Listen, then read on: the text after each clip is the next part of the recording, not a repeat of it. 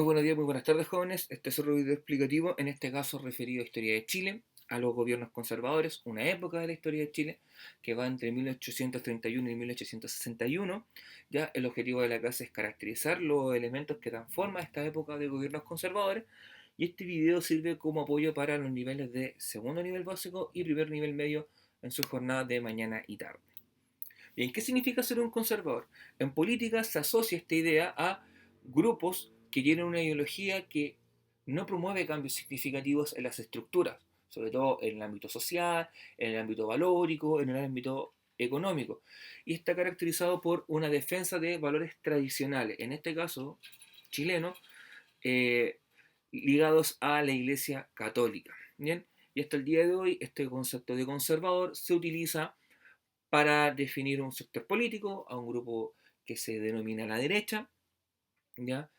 En la parte derecha de la diapositiva se observa el logo de uno de los partidos que pertenece a esta coalición política, que es la UDI, la Unión Demócrata Independiente, y abajo hay una imagen que viene a ser una sátira política, una caricatura con un fin crítico de un personaje de este sector conservador, que es José Antonio Kast, líder del Partido Republicano.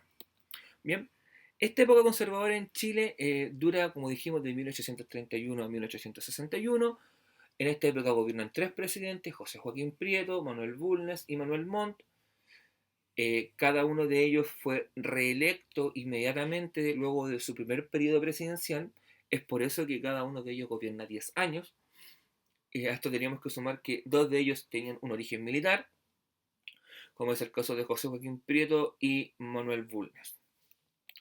Bien, un aspecto fundamental a entender durante esta época es la Constitución de 1833. Cabe destacar que antes de esta Constitución, Chile vivió una época de ensayos constitucionales, ya donde la élite de la clase dominante intentó plasmar sus ideales políticos a través de un proyecto de constitución que con el paso del tiempo fueron fracasando uno tras otro, principalmente por las divisiones internas que existían dentro de esta élite o grupo dominante, ¿ya? Porque cada una de estas facciones deseaba imponer su visión sobre el resto, lo cual llevó a este fracaso que, como dijimos en la clase anterior, desencadenó una guerra civil a finales de la década de 1820. ¿Ya?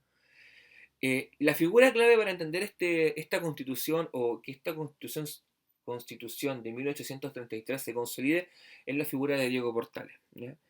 A quien históricamente se le llamó como el organizador de la República, debido a que fue un impulsor de este documento. ¿Ya? Cabe destacar que la Constitución Política es un documento escrito que establece los límites de qué es lo permitido, qué no es permitido, qué cargos públicos van a existir, cuáles van a ser sus características, sus funciones, su tiempo de duración, entre otros aspectos. Bien, aquí vemos un pequeño cuadro de síntesis que trata de resumir los principales elementos que tuvo esta Constitución de 1833. A nivel del Poder Ejecutivo, se establece que la máxima autoridad es el presidente de la República, quien durará 5 años en el cargo y podrá ser reelegido automáticamente. O sea, en el fondo podrá volver a postular inmediatamente en la elección siguiente. ¿Ya? También tendrá la capacidad de nombrar cargo eclesiástico y declarar estado de excepción constitucional como el estado de sitio. Bien, en cuanto al poder legislativo, se establece que el Congreso o Parlamento va a ser bicameral, es decir, va a haber una Cámara de Diputados y una Cámara de Senadores. ¿Ya? En el caso de los diputados, son electos vía votación directa, votación popular. En cambio, los senadores van a ser designados por una junta, por un colegio electoral. ¿Ya? Eso ya establecía una diferencia entre ambos cargos. ¿Ya? Pero sí mantienen esta función histórica de ser los encargados de aprobar o rechazar las leyes. En el fondo, todo el proceso de creación de leyes va de la mano con este poder legislativo. ¿Ya? En cuanto al poder judicial, cabe destacar que ellos actúan en forma independiente y autónoma. Y a nivel de disposiciones generales se establece que Chile es un Estado católico, confesional. ¿Qué quiere decir eso? Que Chile reconoce tener una religión de Estado, que es la religión católica, y que el resto de religiones no puede ser profesada públicamente. ¿Qué quiero decir con esto? No pueden tener celebraciones públicas, abiertas, sino que siempre van a ser cultos privados. Bien, por primera vez se establecen los límites del país, pero no en forma precisa, y esto no va a llevar a conflictos posteriores como la Guerra del Pacífico, y también se establecen qué es ser un ciudadano en Chile, un ciudadano de pleno derecho, un ciudadano con voz y voto.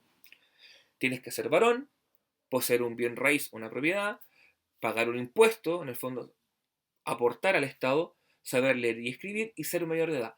En esta época la mayoría de edad correspondía por norma a los 21 años. Bien, a nivel de la economía, cabe destacar que no ha cambiado mucho en relación al mundo colonial. La agricultura sigue siendo un aspecto fundamental, sobre todo la exportación del trigo, ya en este caso ya no siendo exportado al Perú, sino que a otros mercados como California y Australia, motivados por la fiebre del oro que había en esos lugares.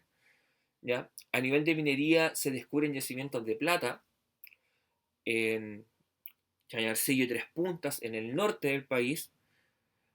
A nivel tecnológico llega el ferrocarril a Chile, principalmente como un medio de transporte de material, de alimentos, de población hacia estos sectores mineros. El primer ferrocarril se crea en la zona de Caldera, en Chile. Bien, y a nivel portuario tenemos que Valparaíso emerge como uno de los principales puertos del mundo, principalmente por su ubicación geográfica cercana al estrecho de Magallanes. Cabe recordar, chiquillos, que antes de que se construyera el canal de Panamá, es decir, antes de la década del 1900, la única forma de pasar del océano Atlántico al Pacífico, o mejor dicho, la forma menos larga, era usar el estrecho de Magallanes, lo cual te obligaba a darte toda una vuelta por América del Sur, pasar por el estrecho de Magallanes y el paso de Drake y salir hacia el océano Pacífico, topándote con Chile, evidentemente, y el primer puerto importante era Valparaíso, por lo tanto se convirtió en un punto fundamental para el abastecimiento, para que las embarcaciones se reabastecieran de pertrechos, alimentos, agua u otros servicios, contratar marineros, qué sé yo. Bien, la sociedad durante esta época encontramos que hay una aristocracia, una clase alta, por así llamarla, ya que tenía el poder político y económico.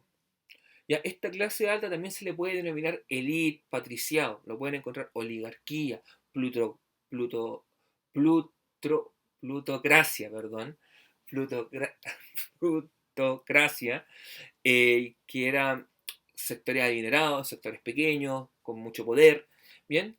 Y siempre marcando una idea, esta diferenciación, soy diferente al resto por mi apellido, por la riqueza que tengo, por la educación que tuve, ¿bien?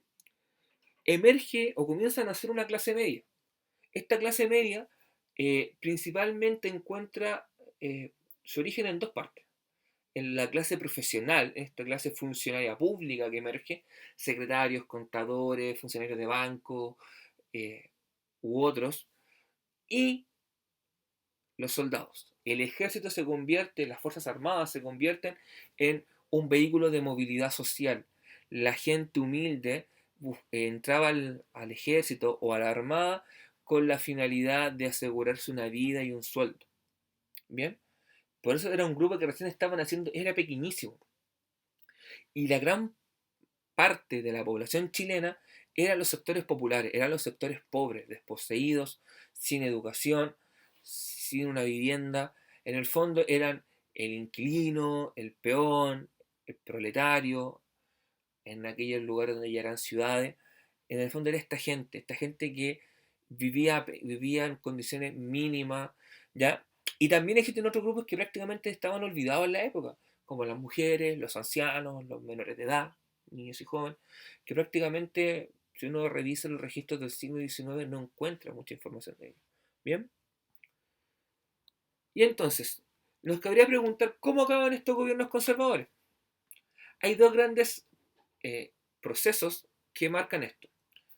En la década de 1850, es decir, en el gobierno de Manuel Montt, ya empezamos a ver divisiones, fracturas dentro de esta clase política, dentro de estos sectores conservadores, ya principalmente dados por dos fenómenos: las guerras civiles que afectan a Chile en 1851 y 1859, donde eh, ya la élite conservadora comienza a fragmentarse, y además de eso notamos que surgen, emergen los sectores liberales que buscan cambios en la estructura política, que buscan separar la iglesia del Estado.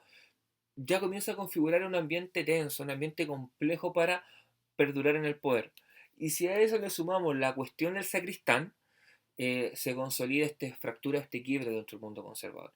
La cuestión del sacristán surge por un sacristán que es despedido de la iglesia, en el fondo. El obispo, el arzobispo, lo despide de su trabajo, y él recurre a la justicia ordinaria, recurre a un tribunal ordinario, sino un tribunal donde recurriríamos los ciudadanos, y no un tribunal eclesiástico donde por lo general se zanjan todas las materias que tienen que ver con la iglesia. Llevó a este conflicto. Porque el Tribunal Ordinario de Chile estableció que debía ser reincorporado.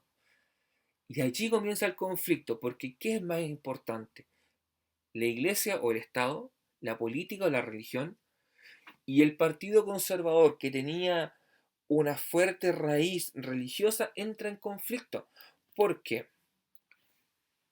El Partido Conservador termina dividiéndose en dos grupos. Por un lado, los ultramontanos, que son los más conservadores, quienes defienden la superioridad de la iglesia, o en este caso, en esta cuestión del sacristán, se ponen de parte de la iglesia.